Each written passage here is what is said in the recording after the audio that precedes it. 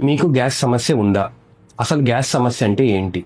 అది ఒక్కొక్కరు ఒక్కొక్కలా చెప్తా ఉంటారు. కడుపులో నొప్పి, కడుపులో మంట, ఉబ్బరం, అజీర్ణత లేదా కడుపు వాపు అంటా ఉంటారు. అసలు గ్యాస్ సమస్య ఎందుకు వస్తుంది? యూజువల్గా ఇండియన్ పాపులేషన్లో ఇన్ఫెక్షన్స్ వల్ల వస్తుందండి.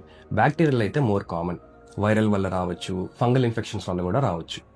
తర్వాత వచ్చేసి తీసుకునే మందుల వల్ల, డ్రగ్స్ అంటే కార్డియాక్ సంబంధించి మీరు తీసుకునే ఎకోస్ప్రిన్ లాంటి మందుల వల్ల, లేదా పెయిన్ కిల్లర్స్ వల్ల, లేదా స్టీరాయిడ్స్ వల్ల కూడా రావచ్చు.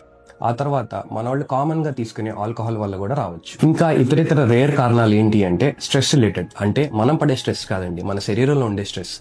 ఎప్పుడైనా ఇన్ఫెక్షన్స్ బాగా ఎక్కువై సెప్సిస్ లో ఉన్న వాళ్ళలో, లేదా ఆర్గాన్ ఫెయిల్యూర్స్ లో ఉన్న వాళ్ళలో, లేదా న్యూరల్ ట్రామా, బ్రెయిన్ ప్రాబ్లమ్స్ ఉన్న వాళ్ళకి గ్యాస్ గానీ అల్సర్స్ గానీ సహజంగా రావచ్చు. ఇంకా అరుదుగా మనం తినే ఆహారం పడకపోయినా కూడా ఇలా గ్యాస్ సమస్యలు రావచ్చు. ఇప్పుడు గ్యాస్ సమస్యలు ఉన్న వాళ్ళందరూ ఎండోస్కోపీ చేయించుకోవాలంటే అవసరం లేదండి. యూజువల్ గా 60 ఏళ్ళు తక్కువ వాళ్ళల్లో కూడా GI అలార్మ్స్ అంటామండి, అవి ఉంటేనే చేస్తాం.